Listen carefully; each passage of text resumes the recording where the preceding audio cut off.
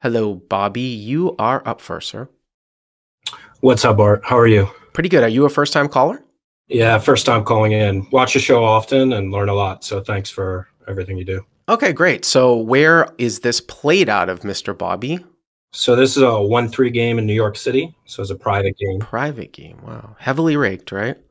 Heavily raked. Yeah, it's actually one of the better rake structures in the city. They do 10% up to 200, which sounds like a lot, but it's a 1-3 with a $10 rock. Oh, so it's a huge game. Oh, it can be a big game, right? Yeah, I mean, it'll play like a 5-10. There's 2 must moves and then a main table, and on a Saturday night by 1 in the morning, you can see 20 to 30K on the main table. Is this in Manhattan? Yeah. Okay. So 1-3 private game. And what are the effective stacks? So I'm effective at 1200. Okay.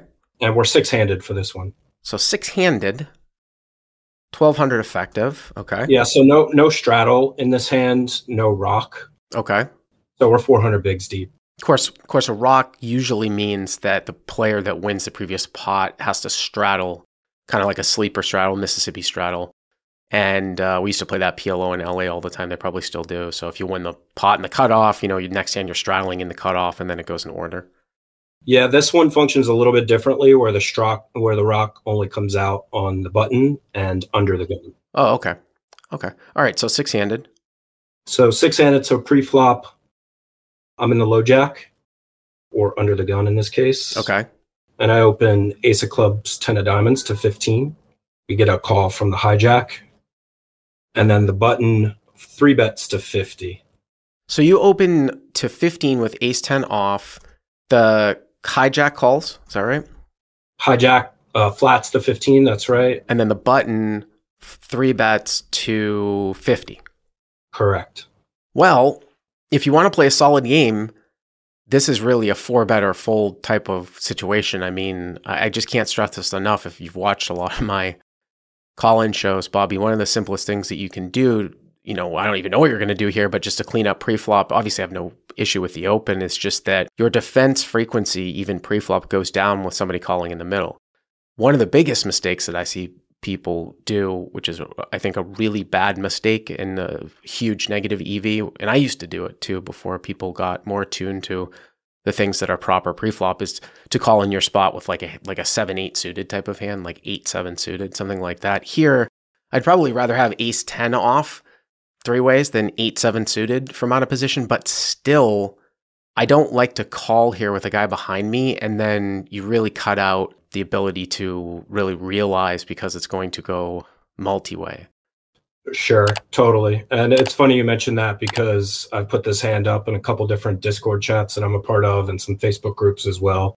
And I've gotten a ton of shit from people about just flatting, which is what I decided to do here.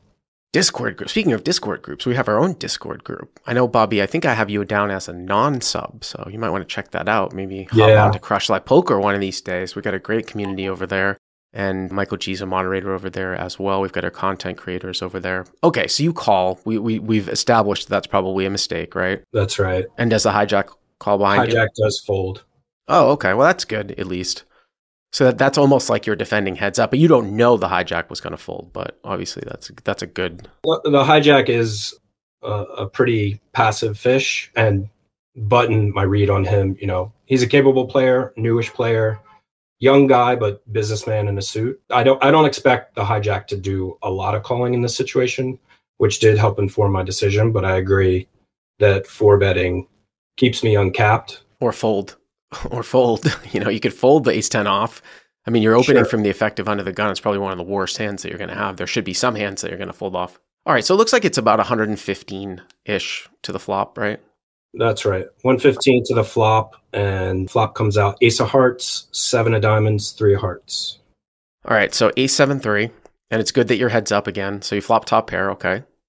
Yeah, so it goes check, check on the flop. Okay. And I really decided to check here with the idea to protect my checking range, and figuring that a lot of his jacks through kings would fire a bet here, and maybe weaker ace X's as well.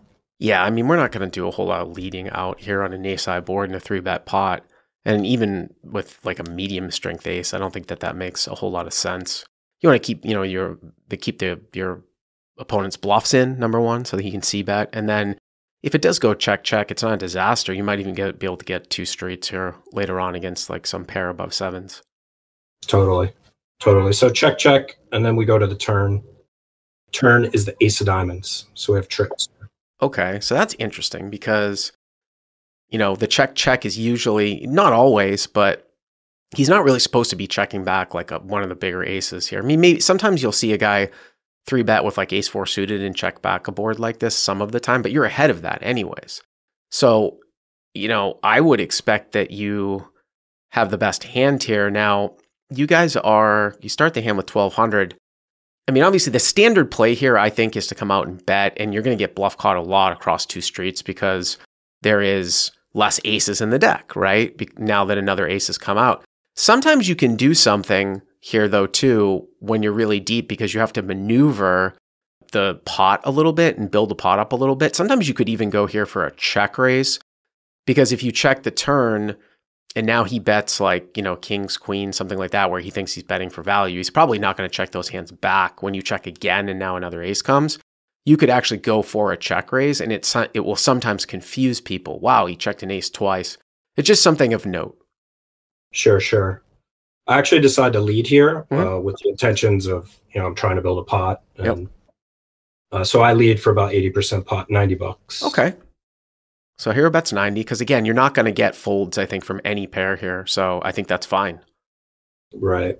Yeah, and he does call. So, and button calls. And now we are at just over 300, right? 295. 295, okay. To the river. Okay. So a little over 1,000 effective to the river, and the river comes out 6 of clubs. So final board reads ace 7-3, ace, brought backdoor diamonds came in. Another good thing for you because somebody thinks maybe that you'd be stabbing here, with backdoor diamonds that have missed. River's a 6, and you have ace 10, so you have trips. This is a 3-bet pot, and you defended a little bit light. And obviously I would bet here for sure. Yeah. So I'm just looking to get max value out of worse ace X's hands. And I feel like I could get some light calls from jacks through kings. Yeah, I mean, I don't even know if those are light calls. You know what I mean? Right, exactly.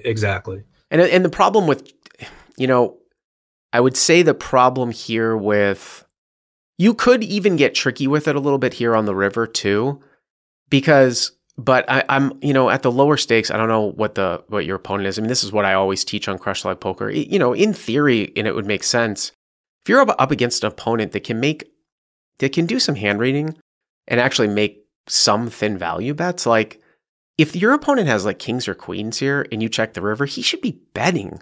And then you could actually put in a check raise and it might confuse him. The problem though with that is that you see all kinds of hands check back that should be value betting.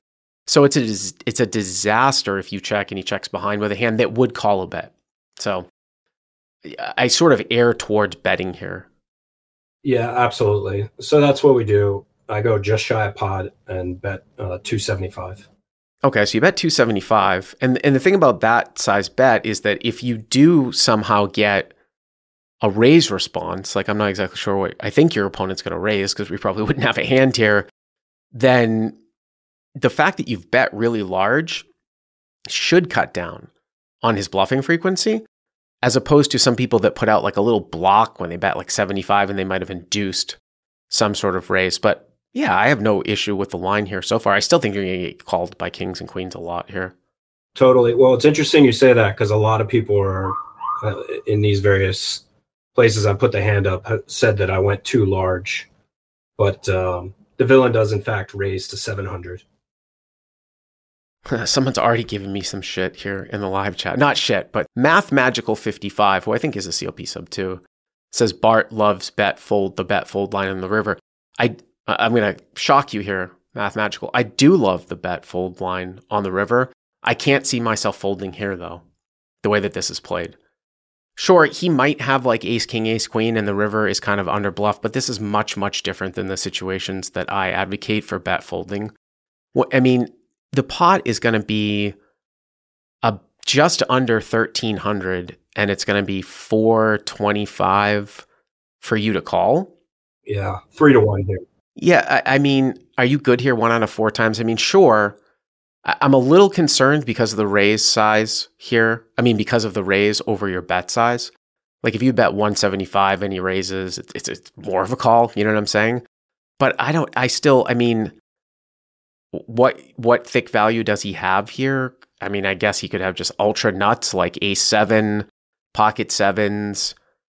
I guess he could check back ace king here and then raise river. But I don't even know sometimes with your line if people might not even raise ace king here at the end. You know, if you've got sets of 7s and ace 7 and some boats and stuff like that, it's not necessarily always a mandatory raise if you played ace king like this when your opponent comes out swinging pot.